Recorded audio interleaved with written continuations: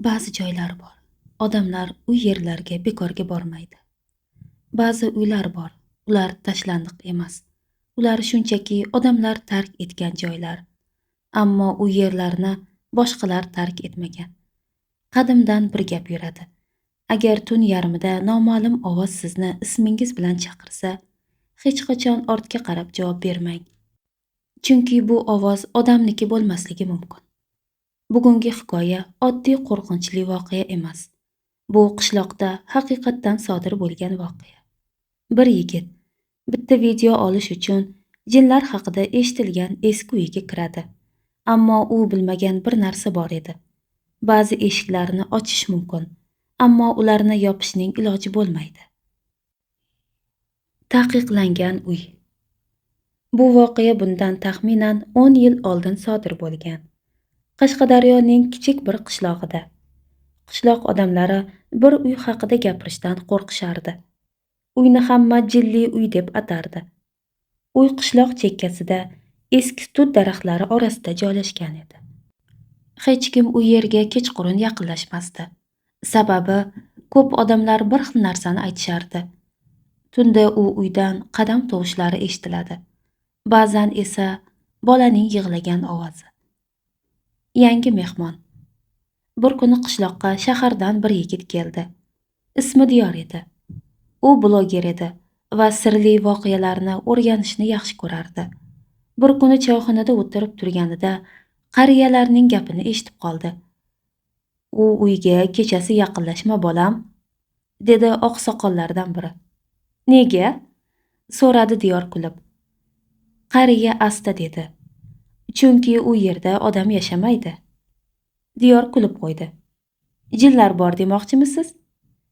Qariya jiddiy qaradi. "Agar ular bo'lganida biz bu uy haqida gapirmas edik." Tungi qaror. O'sha kecha Diyor qaror qildi. U kamerasi va fonarini olib, o'sha uyga borishga tayyorlandi. Soat tungi 12:40 edi. Shamol kuchli esayotgan edi. Tut daraxtlari shoxlari g'iyqillab harakatlanardi. Uy oldiga yetganda Diyorning yuragi biroz tez ura boshladi. Ammo u kamerani yoqdi. "Do'stlar, men hozir qishloqdagi eng sirli uy oldidaman", dedi u. Darvoza asta ochildi.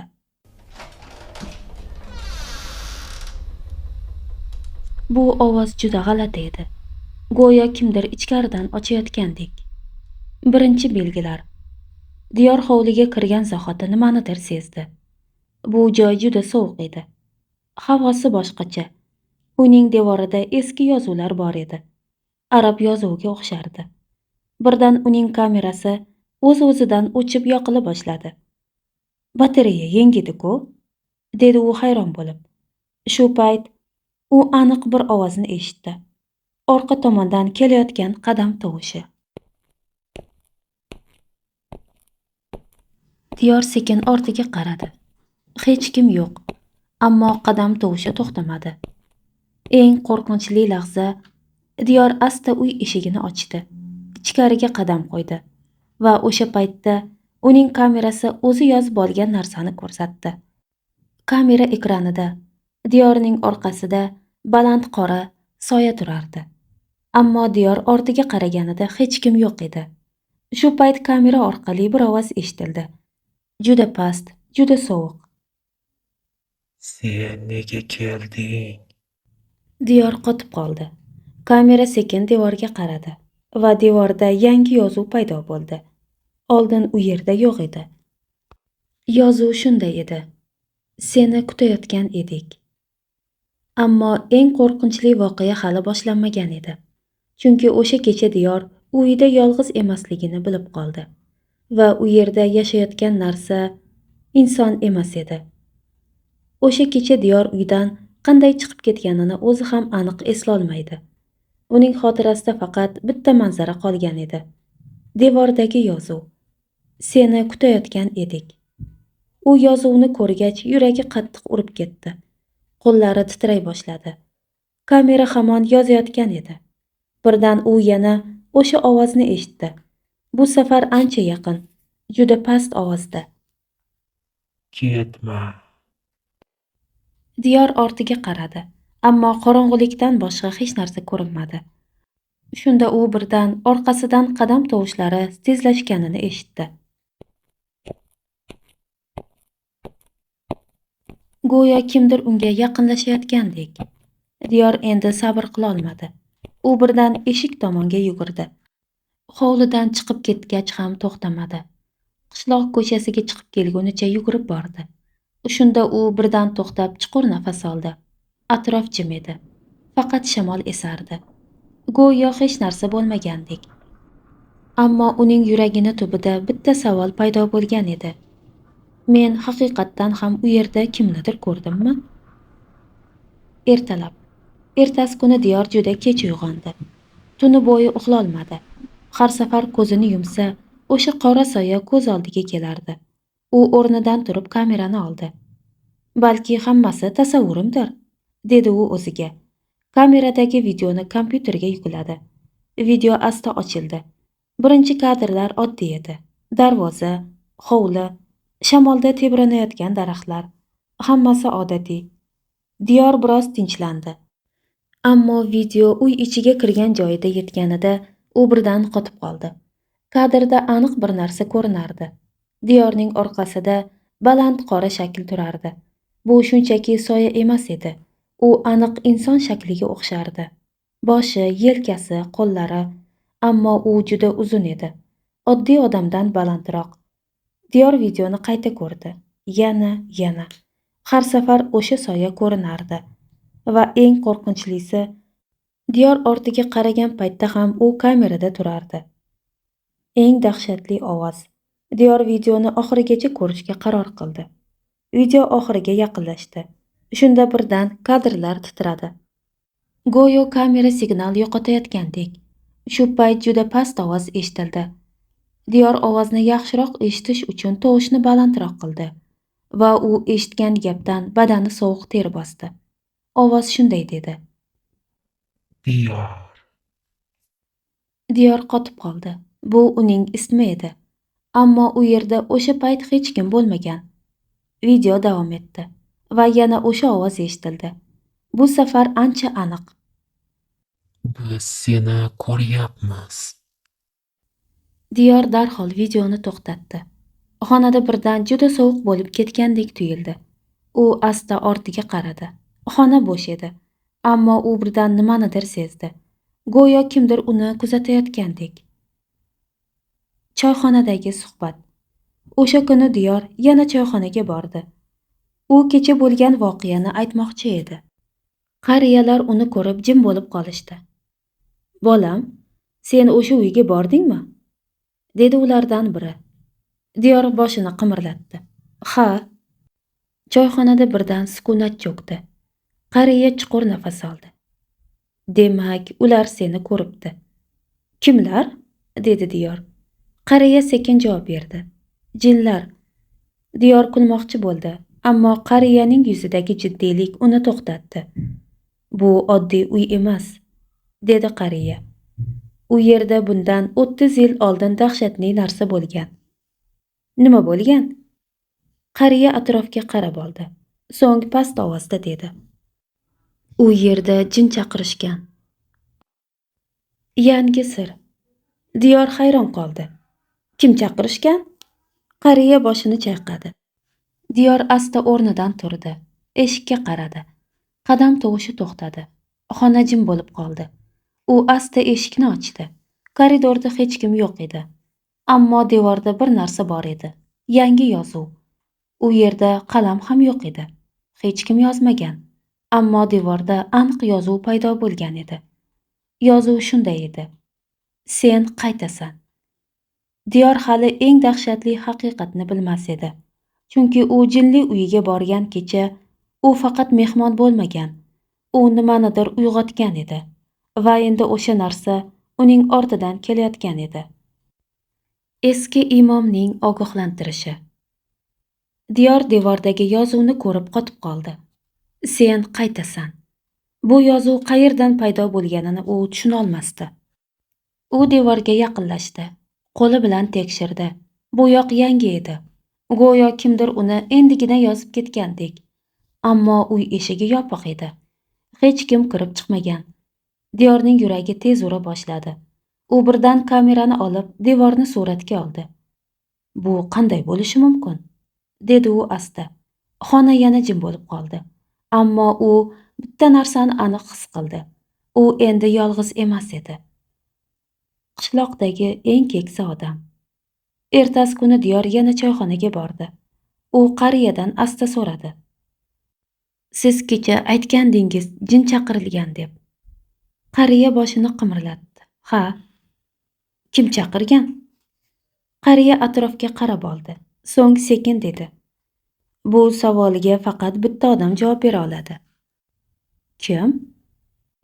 Qishloq masjidining eski imomi.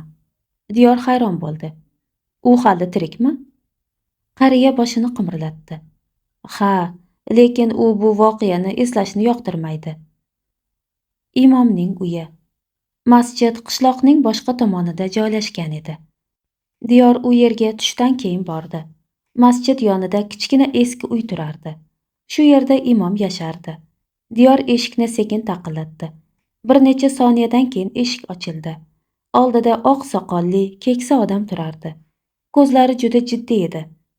Assalomu alaykum, dedi Diyor. Va alaykum assalom. Men siz bilan bir masala haqida gaplashmoqchi edim. Qaysi masala? Diyor biroz ikkilandi. So'ng dedi.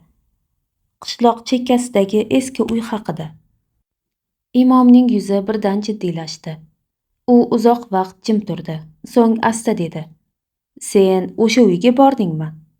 Diyor boshini qimirlatdi. Ha. Imom chuqur nafas oldi. Demak, ular seni ko'rishgan. Qadimgi voqea.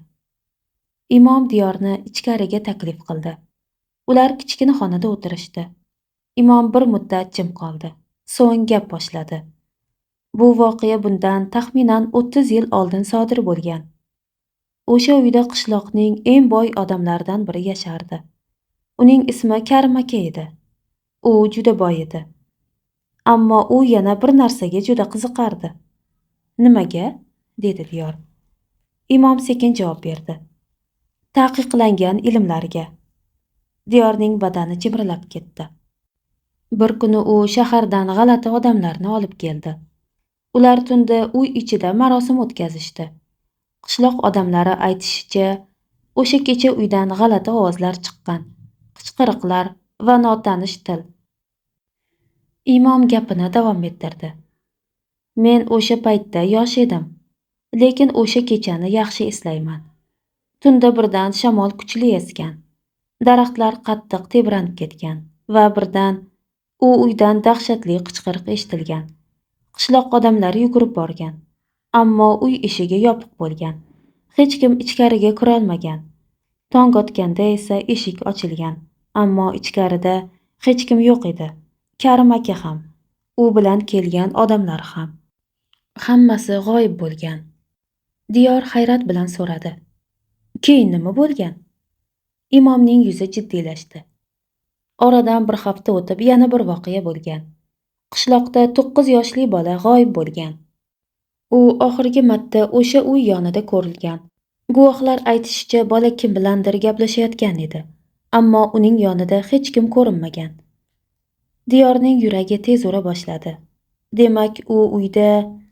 Imom gapini bo'ldi. Ha. O'sha kecha ular jin chaqirishgan va nimanidir bu dunyoga olib kelishgan. Diyor sekin so'radi. Ular hali ham o'sha yerdami? Imom uzoq vaqt jim qoldi. So'ng dedi. Menimcha, ular u yerdan hech qachon ketmagan. Diyor ketishga turdi.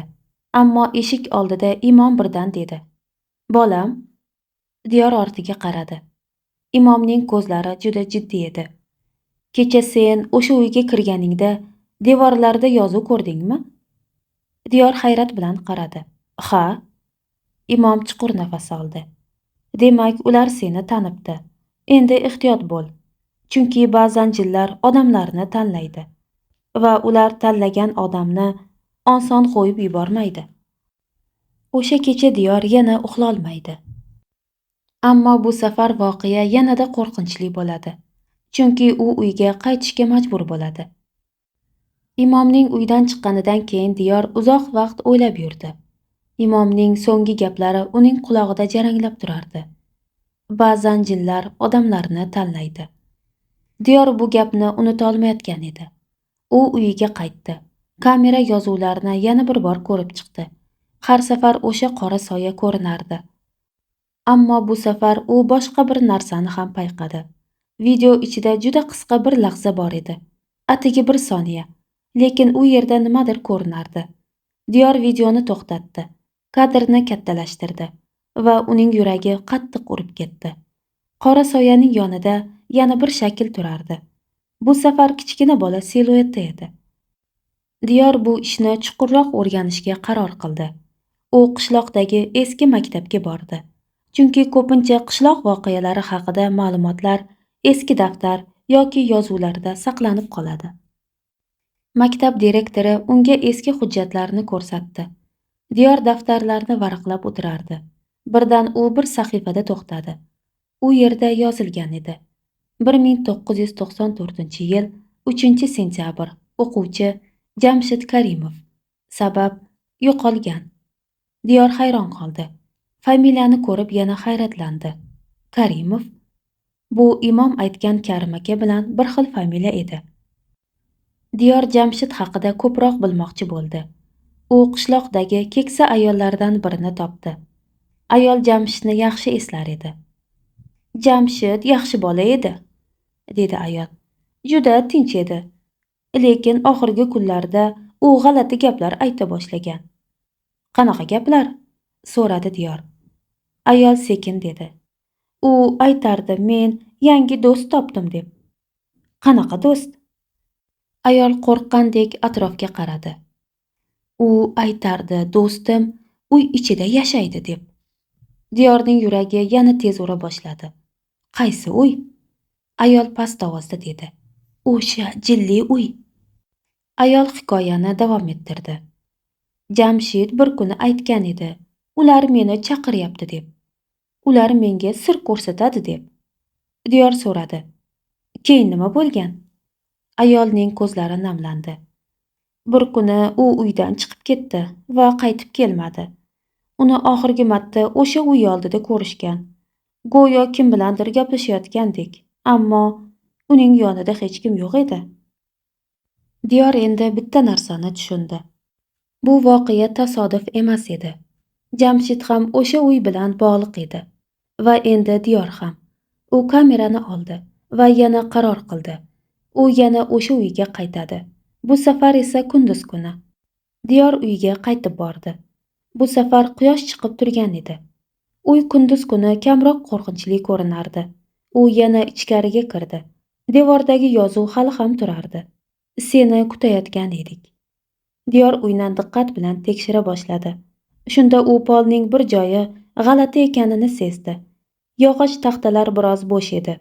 U ehtiyotkorlik bilan taxtani ko'tardi va uning ostida qorong'i teshik ko'rinardi. Bu yashirin yo'lak edi. Diyor fonarini yoqdi va pastga tushdi. Bu kichkina yer osti xonasi edi. Devorda eski belgilar chizilgan, arab yozuviga o'xshash so'zlar bor edi. Xonaning o'rtasida esa bitta eski stol turardi. Stol ustida bir kitob yotar edi. Kitob juda eski edi. Diyor uni ochdi. Ichida g'alati yozuvlar bor edi va bir sahifada katta harflar bilan yozilgan gapi bor edi. Eshik ochildi. Diyor bu nimani anglatishini tushunmadi. Ammo birdan uning orqasidan qadam tovushi eshitildi. Diyor asta ortiga qaradi. Izini yonida kimdir turardi. Bu safar u soya emas edi. U kichkina bola shakliga o'xshardi va juda sekin dedi. Nihoyat qaytding. Ammo Diyor hali eng dahshatli haqiqatni bilmas edi. Chunki bu bola oddiy bola emas edi va u Diyorni yana chuqurroq joyga olib boradi. U yerda esa jin chaqirilgan haqiqiy xona yashiringan. Yer ostidagi xonada sovuq havo hukm surardi. Diyor fonarni balandroq ko'tardi. Zina oldida turgan bola silueti qimirlamasdan turardi. U juda sekin gapirdi. Nihoyat qaytding. Diyorning yuragi qattiq ura boshladi. Sen kimsan? Dedi u past ovozda. Bola bir qadam oldinga chiqdi. Fonar nuri uning yuziga tushdi. Bu taxminan 9 yoshli bola edi. Ko'zlari g'alati edi. Juda oqarib ketgan. Go'yo uzoq vaqt quyosh ko'rmagandek, Men Jamshidman. dedi bola. Diyorning qo'llari titrab ketdi. Jamshid? Bu yo'qolgan bola edi. Ammo bu qanday mumkin? U 30 yil oldin g'oyib bo'lgan edi. Jamshid sekin gapirdi. Ular seni kutishgan. Kimlar? Dedi Diyor. Bola ortidagi qorong'ilikka qaradi. Xona birdan sovuqroq bo'lib ketgandek tuyuldi. Diyorning ensasi jimirlab ketdi. Bu yerda yana kimlar bor? Dedi u. Jamshid asta gapirdi. Sen hali ko'rmading. Lekin ular seni ko'rib turibdi. Diyor xonani diqqat bilan ko'zdan kechirdi. Devorda g'alati belgilar chizilgan edi. Ular aylana shaklda joylashgan. Xonaning o'rtasida esa katta doira chizilgan edi. Doira ichida qora kuygan izlar bor edi. Go'yo bu yerda katta olov yoqilgandek. Diyor kitobdagi yozuvni esladi. Eshik ochildi. Shunda u birdan tushundi. Bu yerda oddiy marosim bo'lmagan. Bu yerda jin chaqirilgan. Diyor kamerani ko'tardi. Xonani suratga oldi. Shu payt kamera ekranida g'alati narsa ko'rindi. Diyor bilan Jamshid o'rtasida yana bir uchinchi soya turardi. Ammo u oddiy soya emas edi. U juda baland edi. Boshlari shiftga yaqin edi. Diyor asta ortiga qaradi. Ammo orqasida hech kim yo'q edi. Lekin kamera ekranida o'sha soya hamon turardi. Shu payt past ovoz eshitildi. Bu ovoz bolanikiga o'xshamasdi. Juda chuqur, juda sovuq. Nihoyat, Diyor qotib qoldi. Ovoz yana gapirdi. nihoyat eshik yana ochildi. Diyor Jamshidga qaradi. Bu nima degani? Jamshid sekin dedi. O'sha kecha ular meni olib ketishgan. Qayerga? Jamshid qorong'ilikka qaradi. Boshqa joyga.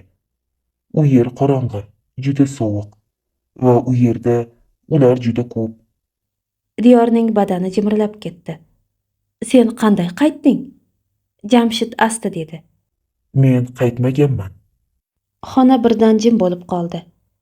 Diyor bu gapning ma'nosini tushunishga harakat qildi. Demak, sen... Jamshid gapini tugatdi. Men hali ham u yer bilan bog'langanman. Birdan fonar nuri titradi. Devordagi belgilar xira yorishib ketgandek bo'ldi. Jamshid sekin dedi. Ular uyg'onyapti. Kimlar? Dedi Diyor. Bola asta orqasiga qaradi. Ular Diyor ham ortiga qaradi. Zina oldidagi qorong'ilik ichida nimadir qimirlayotgandek edi. Avval bir soya ko'rindi, keyin yana biri, keyin yana. Ular juda ko'p edi. Shu payt o'sha chuqur ovoz yana eshitildi. Sen bizni ko'rding. Endi ketolmaysan. Diyor hali eng dahshatli haqiqatni bilmas edi. Chunki u pastdagi xonada jinlar dunyosiga ochilgan eshikni ko'rib qolgan edi va o'sha eshik asta-sekin yana ochilayotgan edi. Yer ostidagi xona birdan g'alati jimlikka to'ldi. Diyor qo'lida kamerani qattiq ushlab turardi. Zina oldidagi qorong'ilik ichida qimirlayotgan soyalar asta-sekin ko'payayotgandek tuyuldi. Jamshid esa xonaning o'rtasida turib qimirlamasdi. U sekin gapirdi. ular uyg'onib ketdi. Diyor asta so'radi. Kimlar? Jamshid javob bermadi. U shunchaki qorong'ilik tomon qarab turardi. Sovuq shamol. Birdan xona ichida sovuq shamol esgandek bo'ldi. Ammo bu yer osti xonasi edi. Bu yerga shamol kirishi mumkin emas. Devordagi belgilar asta-sekin xira yorishib ketdi. Go'yo kimdir ularni ichkaridan yoritayotgandek. Diyorning yuragi tez ura boshladi. U kamerani o'sha belgilar tomon burdi. Kamera ekranida belgilar yanada aniq ko'rinardi va birdan Doira chizilgan joydan tutunga o'xshash qora tuman ko'tarila boshladi. Diyor kitobdagi yozuvni esladi. Eshik ochildi. Bu yozuv nimani anglatishini endi tushunayotgandek edi. Doira ichidagi qora tuman asta aylana boshladi. Go'yo yer ostida nimadir harakatlanayotgandek. Jamshid past ovozda dedi. Ular kelyapti. Ular boshqa tomondan keladi. Qaysi tomondan? Bola asta yerga qaradi. Pastdan. Diyor kamerani doira markaziga qaratdi. Ekranda tuman ichidagi g'alati shakllar paydo bo'la boshladi. Avval xira edi, keyin aniqroq bo'ldi. Bu inson shakliga o'xshash mavjudotlar edi. Ammo ular odam emas edi. Ularning qo'llari juda uzun, bosh shakli ham g'alati edi va ular go'yo tumandan chiqishga urinayotgandek harakatlanardi. Diyor qo'rquvdan qotib qoldi. Birdan xona ichida juda chuqur ovoz yangradi. Bu ovoz na Jamshidnikiga o'xshardi, na insonnikiga. Go'yo yer ostidan kelayotgandek edi. Kim eshikni ochdi? Diyorning yuragi qattiq ura boshladi. Jamshid sekin dedi. U seni so'rayapti. Kim? Dedi Diyor. Jamshid asta javob berdi. Ularning boshlig'i. Doira ichidagi tuman birdan ko'tarilib ketdi va uning ichidan ulkan qora siluet ko'rindi. Bu boshqa soyalar kabi emas edi. Bu juda katta edi. Uning boshi deyarli shiftga yetardi. Ko'zlari xira qizil nur bilan yonayotgandek edi. Diyor nafas olishni ham unutib qoldi. Mavjudot sekin gapirdi. Nihoyat yana bir inson. Jamshid asta Diyor tomonga qaradi. U seni tanladi. Diyor hayrat bilan so'radi. Nega meni? Jamshid javob berdi. Chunki sen eshikni yana ochding. Endi ular bu dunyoga kelishi mumkin. Diyor boshini chayqadi. Yo'q, men g'ishasi qilganim yo'q. Shu payt ulkan soya yana gapirdi. Sen kelganing bilan muhrni buzding. Endi yo'l ochildi. Jamshid birdan Diyorning qo'lidan ushladi. Ketishimiz kerak. Nega? Bola qo'rqib qorong'ilikka qaradi. Chunki ular hali to'liq chiqmagan. Agar chiqsa, bu qishloqda hech kim tirik qolmaydi. Ammo Diyor hali eng dahshatli haqiqatni bilmas edi. Chunki jinlar eshigi faqat ochilmagan edi. U asta sekin kengayib borayotgan edi va endi Diyorni bitta savol qiynardi. Bu eshikni qanday yopish mumkin? Yer ostidagi xona birdan yanada qorong'u va sovuq bo'lib ketdi. Diyor qo'lida kamerani mahkam ushlab, Jamshid yonida turardi. Endi nima qilamiz? Dedi Diyor. Bola past ovozda dedi. Men yordam bera olaman, lekin sen ham qatnashishing kerak. Diyor hayratda qoldi. Men nima qilaman? Jamshid uning qo'lini ushlab tortdi. Ularni to'xtatish uchun sen eshik oldida bo'lishing kerak. Ular seni tanlagan. Endi boshqasi qilolmaydi. Diyorning yuragi tez urib ketdi. Shu zahoti eshikning ustida qizil nurli ko'zlar paydo bo'ldi. Shu lahzada u tushundi. Jinlar faqatgina tanlagan odamni qabul qilishi mumkin. Birdan xonaga eski imom kirib keldi. Diyor, sen tayyormisan? Dedi u jiddiy ovozda. Diyor bosh irg'adi. Nega men? Men hech narsa qilmaganman. Shu sababi, dedi imom. Sen eshikni ochding. Endi sen javobgar bo'lasan. Imomning qo'lida eski kitob va bir necha zanjirlar bor edi. Bu kitob yordamida eshikni yopishimiz mumkin, lekin bu xavfli marosim, dedi imom. Diyor kamerani tayyorlab qo'ydi. Hamma narsani yozib olishim kerak, dedi u. Marosim boshlandi. Imom doirani ichiga kirib kitobni ochdi. U eski so'zlarni o'qishni boshladi.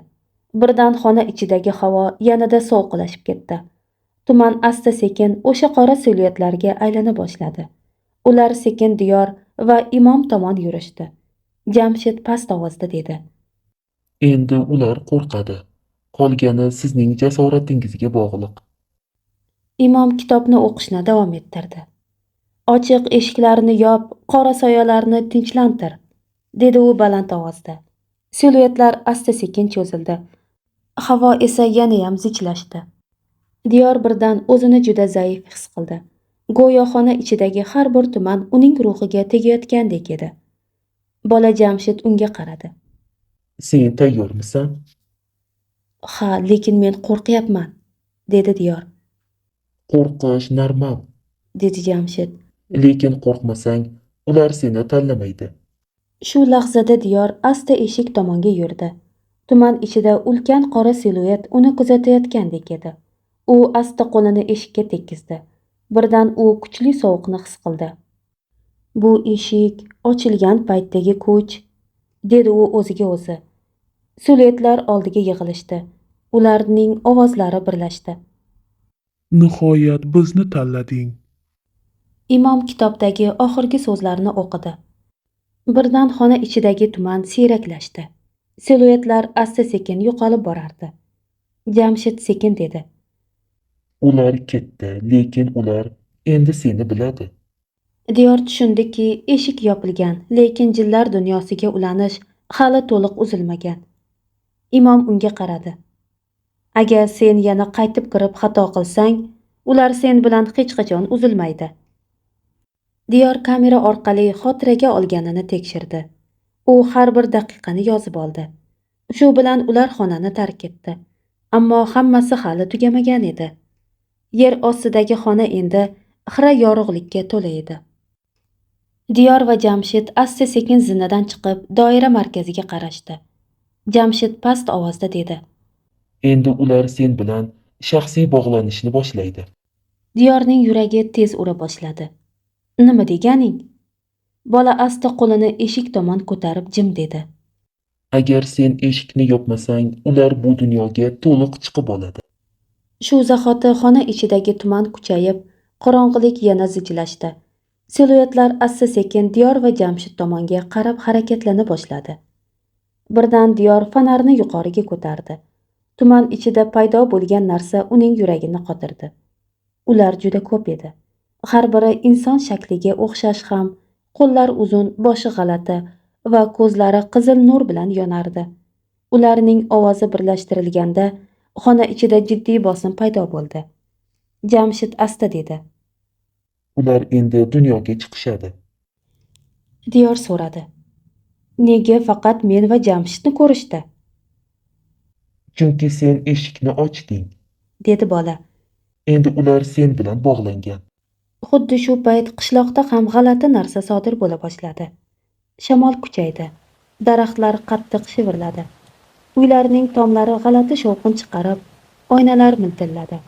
Ba'zi qishloq odamlari birdan o'z uylarini tark etishga majbur bo'lishdi. Diyor videoni qayta tekshirdi. Kamera hamon tuman ichidagi siluetlarni yozib olgan edi. Jamshid asta dedi. Ular bu dunyoga chiqishadi, agar eshik yopilmasa. Imom sekin dedi. Endi biz marosimimizni boshlashimiz kerak. Diyor qo'lida kamera. Jamshid esa uning yoniga turdi. Imom kitobni ochdi va eski so'zlarni o'qishni boshladi. Ochiq eshikni yop, jinlarni tinchlantir, insonlarni saqlab qol. Birdan xonada kuchli shamol paydo bo'ldi. Siluetlar xuddi haqiqiy bo'lgandek yaqinlashdi. Jamshid Diyorni ushladi. Bu qiyin bo'ladi. Diyor esa yuragini tinchlantirib, qo'lini eshikka tekkizdi. Siluetlar yana yaqinlashdi. Ularning ovozi asta-sekin birlashtirildi. Sen bizni tanlading. Diyor birdan tushundi. Ular unga shaxsiy tanlov berishmoqchi edi.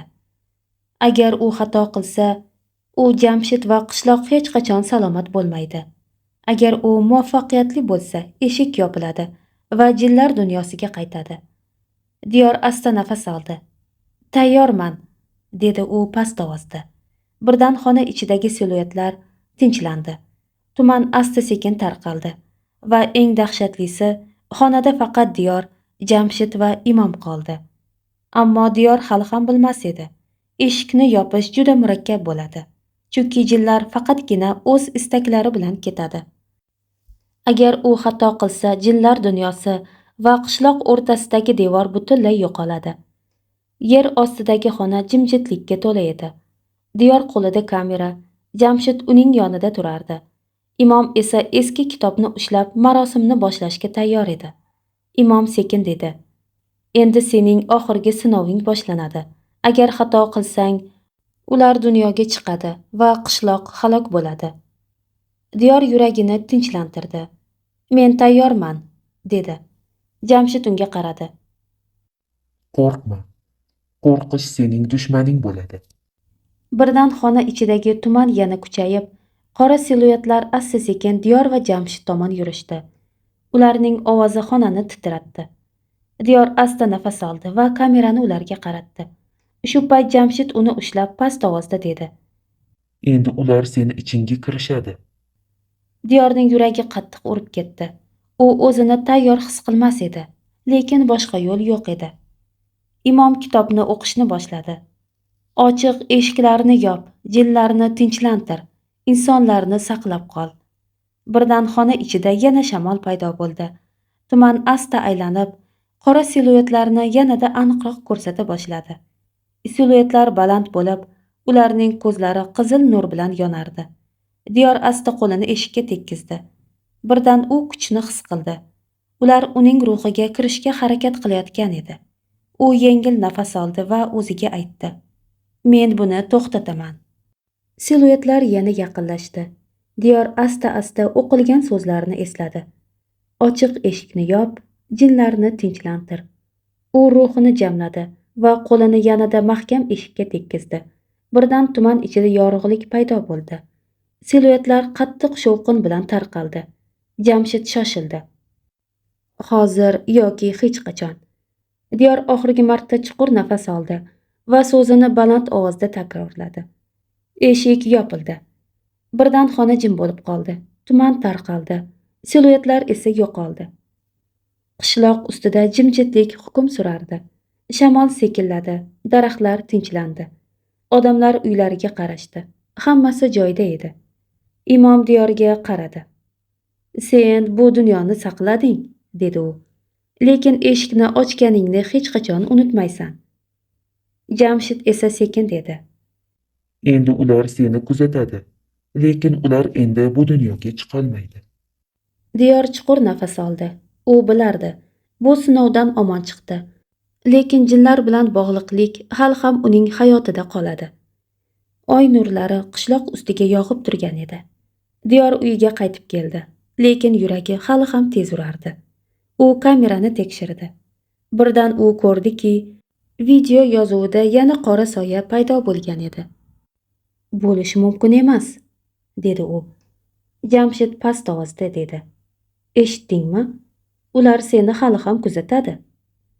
Birdan u eshik tomon qaradi. Devordagi yozuvlarni esladi. Sen qaytasan. Diyor bilardi, ular yana kelishi mumkin, lekin u yana tayyor edi. Bir hafta o'tib Diyor yana o'sha uyga bordi. Bu safar u tayyor edi. Kamera qo'lida ruhini jamlab eshikni ochdi. Ammo bu safar u o'zi bilan Imom kitobini, Jamshidni va ichki kuchini olib keldi. Xona ichida qora tuman paydo bo'ldi. Siluetlar bu safar yanada ko'p edi. Nihoyat yana bir inson. Ovoz yana yangradi. Diyor asta o'qigan so'zlarini baland ovozda takrorladi. Eshik yopildi. Birdan xonada yana yorug'lik paydo bo'ldi. Siluetlar qattiq shovqin bilan tarqaldi. Jamshid sekin dedi. Ular ketdi, lekin ular seni har doim kuzatadi. Diyor kameraga qaradi va oxirgi so'zlarini aytdi. Siz ularni ko'rishingiz mumkin, lekin ular bu dunyoga qayta kelolmaydi. Qishloq yana tinchlandi. Shamol susaydi. Daraxtlar shivirlaydi. Lekin Diyor bilardi, jinlar soyasi har doim yonida qoladi. U uyga kirib chuqur nafas oldi. Bu yakun, dedi u o'ziga. Kamera asta-sekin o'chdi. Foydalanuvchining ekranida so'zlar paydo bo'ldi. Ularni hech qachon unutma.